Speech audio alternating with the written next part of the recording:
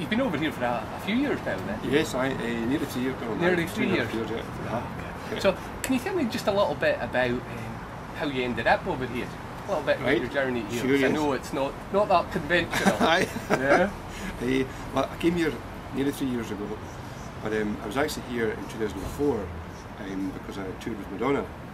I was very fortunate to be given an opportunity to come out and tour with her, which came about, I'll tell you briefly, I was playing at Stella McCartney's wedding in Scotland. She was a friend of mine, so asked me to play at her wedding. So I played at the wedding, and of course pal Madonna was there, and she saw sort of kilts, saw the bagpipes and everything, and she loved that, and many kilts, blah, blah, blah.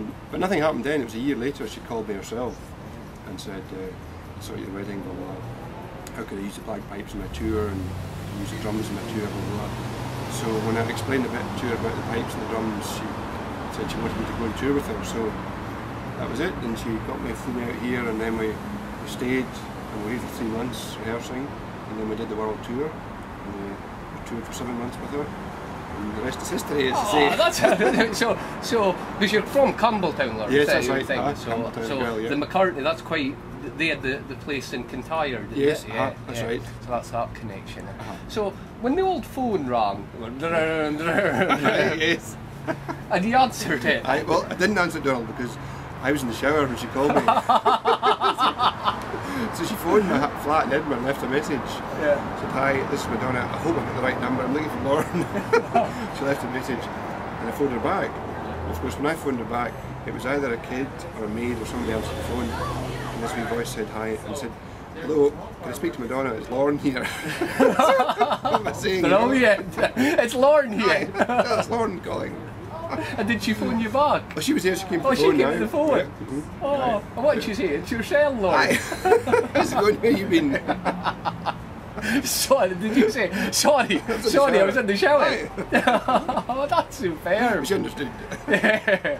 And so that's quite interesting as well. So that from that first conversation, did she asked you, Madonna asked you about how you could integrate the pipes and the drums into her show? Yeah. I think she had an idea of what she was going to do already, but she was wondering about how she could do it, and if her band members could do it, or if her dancers could do it. And her band members could play the side drums, the snare drum. Yeah. So she said, could they do that? I said, yeah, sure. She said, what about the other drums, the ones with the flourishing, which is the tenor drum? That's what she was interested in, because you know, they go like that and they flourish. She said, could my dancers do that? And I thought, well, probably could if they had tuition. So then she was asking, well, could I get someone to teach them? So that's when I got a friend involved, a guy called Stevie Kilbride from Glasgow, who played with Scottish Power Pipe Band. So he was sort of roped in at the last minute, almost literally 3 days' notice, and he flew out with me. Oh, it's a hard one. I know. He said, no, I don't know if I can fit stay home in Glasgow in March, or fly out to LA to Madonna. Stevie, what do you think? What do you think? God. So, but you know, he did it. He did it. Screaming, I'm not leaving Glasgow, I'm not leaving, leave me alone. You rose to the challenge. You rose to the challenge. And what was the tour like though? It was great, Donald. What was some of the highlights? Well, I suppose first of all, you're so well looked after. You know, they flew you around with their own plane, so we're all on our own plane. And you can go into an airport, there's no way through customs, and you just get into the airport, you get onto one of these stretched limos or paper carriers, take you to your hotel, and your luggage was there and everything. So you were really well looked after, that was the first thing. But probably playing to the huge crowds, you know. Played here, that was probably the most exciting night was here in LA, because I had to sort of kind of do a wee dance. So I do a wee dance with it, and that was the most nerve-wracking part. I didn't sleep at all the whole night before the first show. But then once it was over, it was great, and she used to have she used to have a party in every city, the first night in every city, and she would invite all her friends. So of course, the first night it was like Tom Hanks, Tom Cruise, all the big LA celebrities, Larry Hagman, everybody, you know, from that era were here at the party afterwards. So that was kind of exciting. And that would go on in every city, you know, the first night in every city she had a party with all her friends there. Oh, superb. So who was the most exciting person you met? Who were you the most excited? Well, it was only, the funny thing was, Don, see when you were in a party and they would all be there, but you wouldn't realise they were there because you just come off the stage and you were exhausted, and you were in a huge high, and then you had a sudden huge high, and then you were kind of exhausted for 10 minutes and you sat down, and and then you'd have a drink and then go through to the party. So we'd go in, and there'd be all these people there, and a lot of the time you wouldn't notice who they were. But there was people like Demi Moore and Tom Cruise, Tom Hanks. In London there was Kylie and Stella McCartney and people like that. But the coolest guy I met, who I didn't realise it was at the time, and I thought was coolest, was this old guy with a white beard and a cowboy hat. And he was from LA. And we're standing speaking to him with his wife, and so I've been in Scotland, yeah, we love Scotland, blah, blah. And that's fine, so myself and my friend Steve, the drummer, sort of moved round, and I said, who's that? It was Larry Hagman. JR! JR! Yes! Brilliant! Yeah. Aye. Oh, that's a classic. Aye.